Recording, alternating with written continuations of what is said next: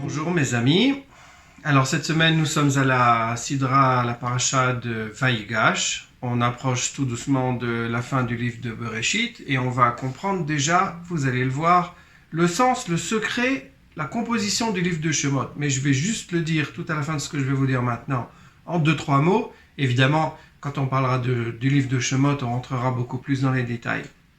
Alors voilà, la photo que je vous montre aujourd'hui, c'est une photo de famille que j'ai photographiée il y a déjà pas mal d'années. Mes enfants ont bien grandi depuis. Et on voit donc deux de mes enfants, mon fils et Gadiel et ma fille la plus jeune Odélia, qui sont enlacés, qui me tournent le dos. Évidemment, ils en ont marre. Ils en ont marre. Papa, on veut plus que tu nous photographies. Sans arrêt, je les prends en photo, sans arrêt. Alors voilà, d'un commun accord, ils se sont tournés, ils m'ont tourné le dos. Surtout que je leur foute la paix, foutez-moi la paix. Et bien finalement, c'est une très très belle photo. C'est une photo qui est extrêmement parlante. On voit l'union entre ce frère et cette sœur. On voit leur lien profond. Et on peut faire que s'étonner de la comparaison avec ce qu'on a vu, ce qu'on voit dans les sidrotes qui nous occupent, avec cette lutte entre Joseph et ses frères et ce conflit dramatique. Voilà. Et c'est un peu de ça qu'on va parler, les relations de fraternité. Et puis, évidemment, leur fraternité, dans ce cas-là, elle est basée sur le fait qu'ils s'opposent à leur père. Je les embête. Ils veulent me dire non, ils me disent non d'un commun accord. C'est ça qui les unit sur cette photo. Est-ce qu'on est toujours obligé de s'opposer à ses parents pour avoir une relation de fraternité ? Bien sûr que non. C'est clair, on n'est pas obligé de s'opposer à ses parents. On peut avoir des relations fraternelles et un amour sincère pour ses frères et sœurs sans, bien sûr, s'opposer obligatoirement aux parents. Hein, c'est clair.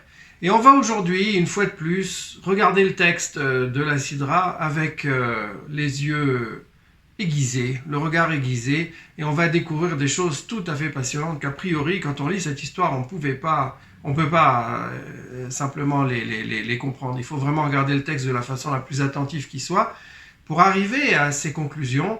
Et c'est ce qu'on va faire ensemble. Vous allez voir, on va commencer, ça va être passionnant. Alors le début de notre Sidra, c'est une scène dramatique, tout le monde la connaît. Hein, donc Joseph a pris ses frères au piège et il les a mis dans une situation où ils sont obligés de laisser Binyamin, le plus jeune frère, le dernier reste de sa femme Rachel, qu'il a tant aimé, de la femme de Yaakov. Et son fils Joseph a déjà été perdu, maintenant il lui restait Binyamin, et voilà, il va devoir rester en prison et en Égypte, dans un pays lointain. Qu'est-ce qui va se passer? C'est à ce moment que Juda prend les choses en main. Il s'était porté garant auprès de son père, on l'a vu la semaine dernière, et qu'il allait ramener et qui s'offre en esclavage à la place de son petit frère. Et évidemment, Juda qui avait fomenté la révolte et qui avait causé la vente de Joseph, en fait, ce qu'il fait là, c'est exactement ce qu'on appelle le tikkun, la réparation, puisqu'il se propose maintenant, cette fois-ci, de sauver son frère au prix de sa propre liberté. Et c'est tout ce que Joseph avait besoin d'entendre. Une fois qu'il a entendu ça, il fond en larmes et il se fait connaître à ses frères. Et le chapitre 45 du livre de la Genèse nous raconte en fait toute cette histoire. Et on commence par les grands mécanismes historiques, si on veut. Joseph qui dit à ses frères, oui, je vous en veux pas, finalement c'était pas de votre faute, vous avez peut-être fait ce que vous avez fait, mais en fait c'était une volonté de Dieu, c'est pas vous, vous êtes que des pions dans le jeu de l'histoire qui s'écrit avec un grand H, et puis nous on n'y peut rien, on n'est que des pions et on est déplacés là ou là. Mais en fait vous n'avez pas vraiment de responsabilité. Qui le Michia Shelachani Elohim lifnechem, parce que Dieu m'a envoyé au-devant de vous, au-devant de la famille, le Michia, pour que nous puissions subsister, que nous ne mourions pas tous de faim, toute notre famille, qu'elle ne soit pas exterminée par la famine. Voilà, donc maintenant vous allez descendre en Égypte, et c'est moi qui vais subvenir à vos besoins, le Michia Shelachani Elohim lifnechem.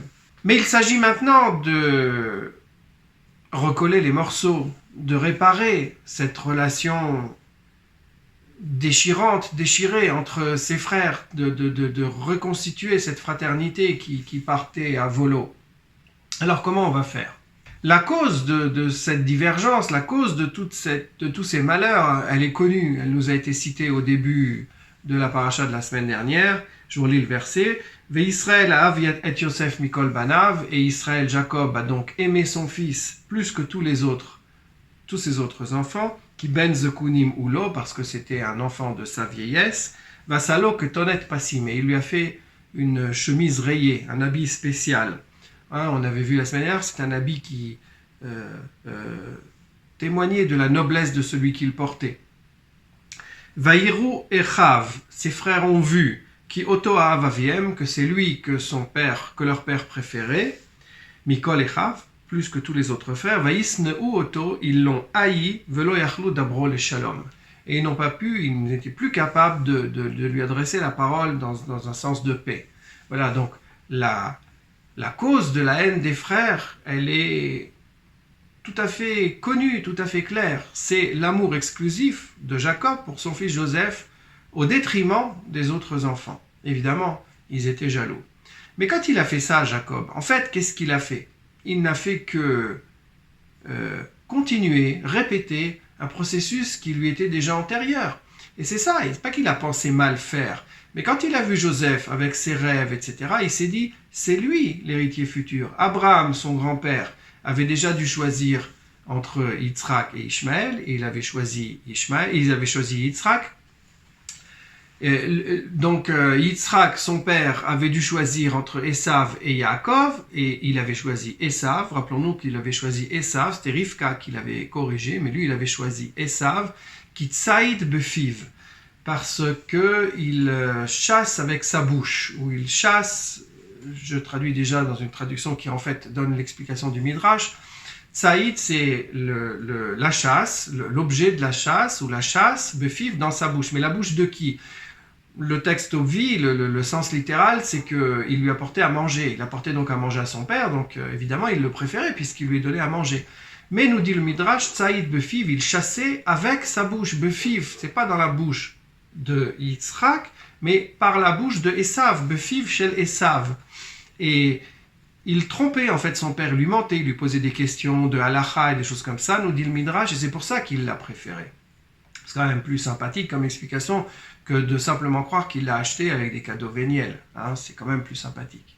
Et c'est pour ça qu'on nous disait que Vayehav Yitzhak et Esav qui Tsaïd befiv, donc c'était la raison pour laquelle Yitzhak préférait Esav. Est-ce qu'on va dire que la génération suivante, c'est-à-dire les enfants de Jacob, vont devoir revivre le même processus? Est-ce que Jacob va lui aussi devoir choisir parmi tous ses enfants? Alors a priori oui, Jacob pensait ça, c'est pour ça qu'il a donné la préférence à son fils Joseph. Il avait les rêves, il avait tout pour être l'élu, et donc, sans obligatoirement vouloir disculper ses frères, mais c'est lui qui l'a choisi, parce qu'il pensait en fait continuer la même tradition qui avait été celle de sa famille avant lui. Mais Joseph s'est retrouvé roi, vice-roi. Du temps a passé, la vie a fait des changements tout à fait capitaux dans la vie de Joseph, et il s'est aperçu en tant que chef, en tant que gouverneur, en tant que vice-roi, qu'en fait le travail d'équipe était indispensable. C'est-à-dire qu'il ne pouvait pas tout faire lui-même, il avait besoin de s'appuyer sur des gens, et si on veut aller loin, on a besoin de travailler ensemble, de s'accorder, et chacun finalement a quelque chose à apporter à l'équipe et au résultat final, qui est le résultat global des efforts communs. C'est alors que Joseph il va décider de donner ce message à ses frères, pas de façon claire dans le texte, je vous ai parlé tout à l'heure d'allusions, etc. C'est là maintenant qu'on va rentrer dans les détails. Donc, Joseph a changé d'avis. Il n'est plus d'accord avec cette tradition familiale qui était celle de son grand-père, de son arrière-grand-père, grand-père et père. Et lui, il pense que tout le monde a quelque chose à apporter et qu'il ne faut pas faire cette sélection. Et il va donner ce message à ses frères de façon allusive, et ils vont le comprendre. La première différence avec ce qui s'est passé pour Jacob, c'est le problème de la vue. Jacob, donc il a pu tromper son père, et son père a fait l'erreur de choisir Esav parce qu'il avait un problème de vue. Ce problème de vue, on en a parlé, c'était pas seulement un problème physique, il était aveugle, sur la fin de ses jours il était aveugle, mais c'était aussi un problème métaphorique. C'est pour ça qu'il s'est trompé de fils, il a choisi le mauvais, qui tsaïd befiv, c'est ce que je viens de dire. Mais Joseph, il lui dit, non, nous on va faire quelque chose de différent. Notre père, il a été victime d'un problème de vue, et nous on va bien voir. Ça veut dire quoi, on va bien voir? Nous dit le verset, Ve'ine, et voici, Enechem root. Donc il se fait connaître à ses frères, et il dit, voyez, Enechem root, vos yeux voient. Ene achi Binyamin, et les yeux de mon frère Binyamin, qui lui est vraiment mon vrai frère et de père et de mère. Lui ici, il pourra vous le confirmer, vous le voyez vous-même, vous n'arrivez pas à le croire, mais c'est moi, Joseph. Hein? Et donc, c'est à ce moment-là, Enechem Arot, il faut bien voir, vous voyez que je suis votre frère. Vous voyez, nous sommes tous des frères. Et c'est ça la différence avec ce qui s'est passé à l'époque de Yitzhak. Parce que Yitzhak, il n'a pas vu. Joseph vient, il fait le pendant, la contrepartie, et il dit oui, nous on doit voir. Si on voit, on arrivera à changer ce destin qui a priori oblige les frères à lutter les uns contre les autres. Eh bien nous, ensemble, on va changer cette manière d'être. Donc premier point de contradiction avec ce qu'a vécu leur père, c'est le problème de la vue. Est-ce que je vois bien ou est-ce que je vois mal? Le deuxième point, c'est le point du contact physique. Les frères qui s'embrassent. Okay? On va lire le verset tel qu'il est marqué dans notre sidra. Vayipol al tsavare binyamin achiv vayefk. Joseph est donc tombé dans les bras, c'est sur le cou littéralement, mais c'est l'équivalent du mot en français de tomber dans les bras de quelqu'un, de son frère Benjamin, et il a pleuré. Ou binyamin bachal tsavarav. Et en contrepartie, Binyamin a lui aussi pleuré dans les bras de Joseph. Vayenachek, le kolechav, il a embrassé, Joseph a donc embrassé le kolechav, tous ses frères, vayef kalehem, il leur a pleuré sur eux dans les bras. Vacharechen dibru echav ito. Et après, seulement après, ses frères lui ont parlé. Quand on voit cet épisode, quand on voit cette scène d'embrassade, on ne peut pas s'empêcher de faire la comparaison avec une autre embrassade célèbre qu'on vient de lire il y a 2 semaines. L'embrassade de Yaakov et d'Esav, les 2 frères qui se sont retrouvés après toutes ces années où Yaakov était parti chez Lavan, et quand il revient, donc les 2 frères se voient au début. Esav voulait menacer son frère jumeau avec 400 hommes armés, mais finalement il lui est tombé dans les bras, Vayishakeu, il l'a embrassé, c'est ce que nous disait le verset. Mais le Midrash, en prenant appui sur une toute petite différence dont on a déjà parlé, le Midrash donc différencie totalement ces 2 scènes. Sur le mot Vayishakeu, dans la rencontre entre Esav et Yaakov, il y a des petits points. On en a déjà parlé, je vous ai raconté ça. Et donc de là, les sages du Midrash ont déduit qu'en fait cette embrassade, elle n'était pas sincère. Et on avait dit, on était arrivé à la conclusion avec le Midrash, Halacha, Esav sonnait le Yaakov. Une halacha, c'est un fait établi qui est valable en tout temps et en tout lieu. Esav sonnait le Yaakov. Esav a toujours de la haine pour Jacob. C'est-à-dire que même s'il l'a embrassé, la seule distinction qu'on pourra avoir, la seule point de discussion, c'est est-ce qu'il l'a embrassé de façon hypocrite ou est-ce qu'il l'a embrassé de façon sincère, mais c'était une sincérité momentanée, si on veut, hein, qui vraiment ne marque pas le lien entre les 2 frères. Et à l'inverse, quand Joseph rencontre ses frères, il n'est pas du tout question de haine cachée et d'hypocrisie, ni de quoi que ce soit. Leur amour est sincère. La parole qu'ils échangent, elle n'a lieu qu'après le geste. Achare ken dibru ito. C'est seulement après s'être embrassé, s'être étreint, c'est-à-dire quand ils ont eu le geste de la tendresse, quand le langage du corps, la gestuelle a parlé, et la gestuelle, elle ne peut pas tromper. Hein. On a tous un 6e sens. Si quelqu'un arrive avec un sourire, on se dit ce sourire il est sincère, ce sourire il peut être hypocrite. On peut peut-être des fois tomber dans le piège, mais là, 10 frères, 11 frères, non.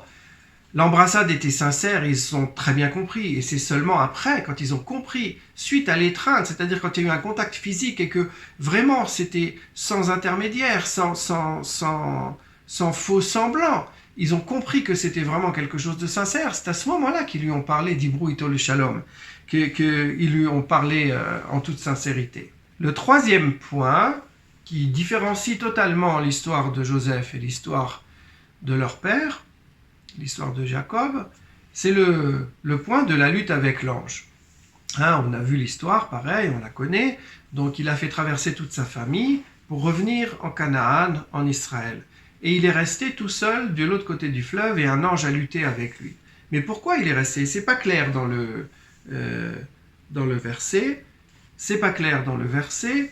Pourquoi est-ce qu'il est resté en arrière? Vaïvater Yaakov levado. Jacob est donc resté seul. Vaï avec Ishimoé. C'est alors qu'un homme a lutté avec lui. Si on, de nouveau, je lis ça avec le regard du Midrash, et le Midrash souligne Vaïaver et Asherlo. Il a fait traverser tout ce qu'il avait, toutes ses possessions.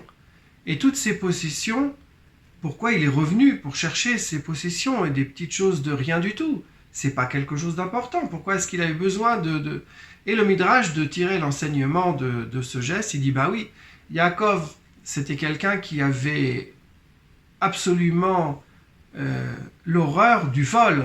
Il n'était pas question pour lui de voler quoi que ce soit qui appartienne à quelqu'un d'autre. Et c'est pour ça, comme il avait la conscience aiguë de la valeur des choses, puisque chaque chose, il était obligé de l'offrir avec un travail intense, il ne pouvait pas voler, il ne voulait jamais voler. Donc c'était quelque chose de cher pour lui et d'important pour lui, chacun de ces petits objets. C'est pour ça qu'il est resté de l'autre côté, parce que chaque objet était important.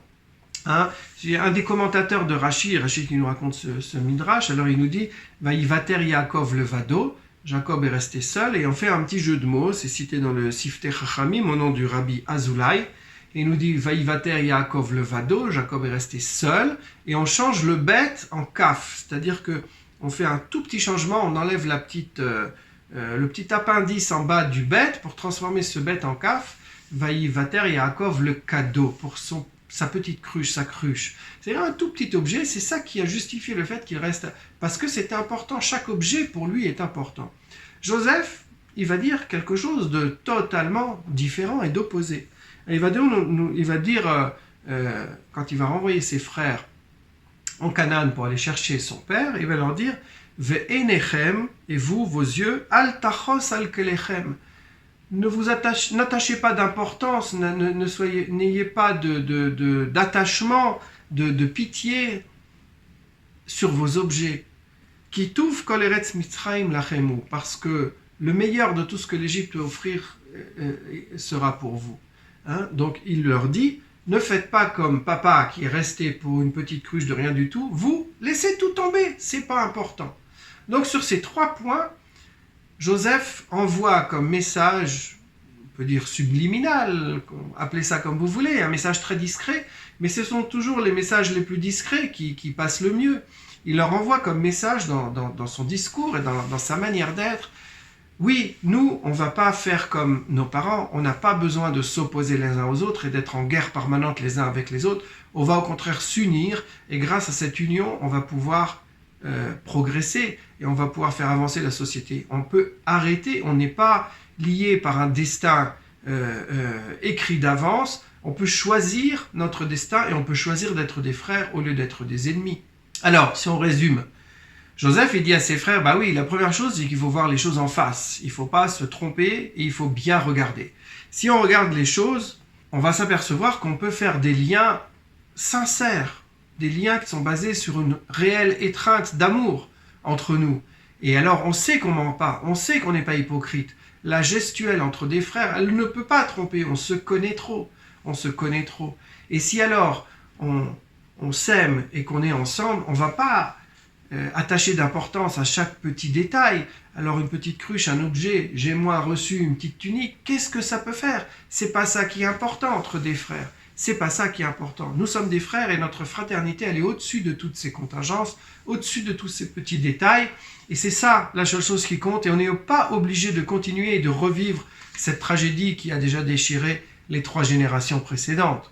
Mais alors, dernier point, comment va réagir Jacob à ce discours, lui qui a transmis l'héritage et qui a pensé pouvoir continuer en faisant cette sélection. Maintenant, son fils le retrouve et lui dit non, papa, non, tu te trompes. C'est pas comme ça qu'il faut faire. Il faut que on arrive à monter une fraternité. On veut monter un peuple, une famille, une histoire, eh bien on va s'aimer les uns les autres et on va être ensemble et c'est comme ça qu'on va progresser avec un travail d'équipe. Comment Jacob va réagir à cette affirmation qui finalement vient contredire toute son histoire et l'histoire de son père et de son grand-père? Eh bien, nous dit le verset, donc dans la Sidra d'aujourd'hui, Vaïssa Israël, donc Israël, Jacob, descend de Canaan, descend du pays d'Israël pour aller en Égypte. Vaïssa, il a donc voyagé, Vechol Asher Lo, et tout ce qu'il avait, toutes ses possessions. Le contraire de ce qu'avait dit Joseph, le contraire exactement. Il avait dit, laissez toutes vos affaires là-bas, ça n'a pas d'importance, ici vous aurez beaucoup plus. Eh bien non, dit Jacob. Vechol Asher Lo, j'emmène tout ce que j'ai avec moi. Vayavo Be'era Shava. Et il est arrivé à Beersheba. Vaïsbar Zevachim, il a offert des sacrifices, l'Elohé Aviv Yitzhak, au Dieu de son père Isaac. C'est-à-dire qu'il s'est rattaché à la tradition familiale, à l'histoire de la famille. Mais si on regarde ce passage de nouveau sous l'angle, l'éclairage du Midrash, on va s'apercevoir que ça ne marque pas obligatoirement une opposition frontale, un choc entre ces deux manières de voir. Pas du tout, pas du tout. Yaakov, c'est l'ancêtre, c'est celui qui transmet la tradition familiale. Qu'est-ce qu'il fait? Il s'arrête à Beersheba. Je ne vais pas rentrer dans les détails maintenant du Midrash, ça serait beaucoup trop long. Toujours est-il qu'à Beersheba, il va pour ramasser, on peut voir, c'est le Midrash que je cite, il est Midrash Rabbah, chapitre 94, alinéa 4. C'est très très intéressant, je vous invite à le regarder. Jacob est passé à Beersheba pour cueillir, couper les arbres que son grand-père avait déjà plantés là-bas, Abraham, Vaïta Eshel Biver Sheva, on nous avait dit à propos d'Abraham. Il a donc planté des arbres. Ces arbres, il les a pris en Égypte avec lui. Ils les ont gardés pendant toute la durée du voyage, la durée de l'exil d'Égypte. Et quand ils sont ressortis d'Égypte, ils ont dû construire le tabernacle. Le tabernacle, il tenait la barrière autour avec des branches qui en fait rentraient dans la paroi extérieure. C'est le Bari Achatichon, l'âme centrale le cadenas, si on veut, qui maintenait ensemble ces poteaux.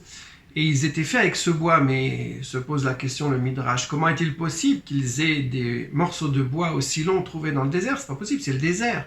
Eh bien non, ils ne l'ont pas trouvé dans le désert. Ils l'ont emmené avec eux d'Égypte. Et ils ont pu l'emmener avec eux d'Égypte parce que déjà, quand ils sont descendus en Égypte, la chose était prévue. Et Yaakov savait qu'en descendant en Égypte, il devait emmener avec lui ces arbres pour qu'il puisse s'en servir pour construire le tabernacle. C'est-à-dire que son message, c'était, on va se préparer, on descend en Égypte, mais on sait qu'on va ressortir d'Égypte.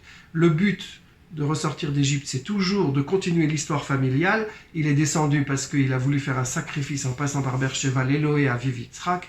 Il a continué à servir le Dieu de son père Yitzhak. C'est-à-dire que le sens, la tradition familiale qui est de se lier avec la notion de divinité, elle va passer peut-être par l'Égypte, mais finalement son aboutissement, ça sera la construction du Beth Amikdash, du tabernacle, et ensuite du Beth Amikdash. Et ces arbres qui ont donc été déjà prévus dès le départ, eh bien ces arbres qui servent à réunir toutes les parties pour que toute cette cour, tous ces poteaux ensemble ne fassent qu'un seul mur, qui symbolise donc en fait l'union de tous, qui fait une seule chose beaucoup plus grande que chaque petite partie séparée, eh bien ça, il fallait déjà le prévoir en avance. Et c'est l'histoire qui nous a fait,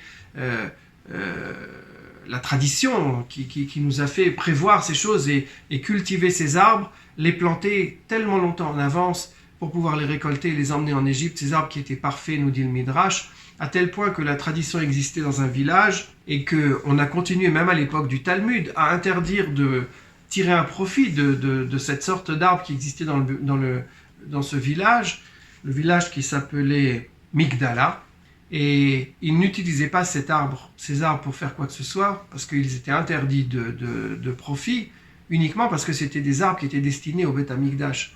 C'est-à-dire que toute l'histoire de la famille qui va s'orienter autour de la notion de divinité, finalement elle est orientée vers la notion de la construction du tabernacle et du service de Dieu. Voilà, c'est ça la beauté de cette lecture du Midrash. Donc, on s'oppose les enfants s'opposent peut-être aux parents, mais la discussion, elle est pas violente. C'est pas une discussion qui va éliminer une façon de voir ou une autre. C'est une discussion, au contraire, qui va permettre d'enrichir la chose et de combiner finalement les deux. C'est-à-dire qu'on combine, oui, on ne fait plus la sélection entre les différents frères, et tous ensemble on construit ça, et il y a un barrière hatichon qui tient tout réuni. Voilà, c'est ça ce que je vous avais dit au début de ces quelques mots, le secret du livre de Shemot. On en reparlera très longuement. Mais c'est ça, le secret du livre de Shemot. Il y a d'abord l'exil qui forme la société, et ensuite, le but, c'est de construire le tabernacle, et c'est sur ça que va se finir le livre de Shemot. Voilà, à très bientôt.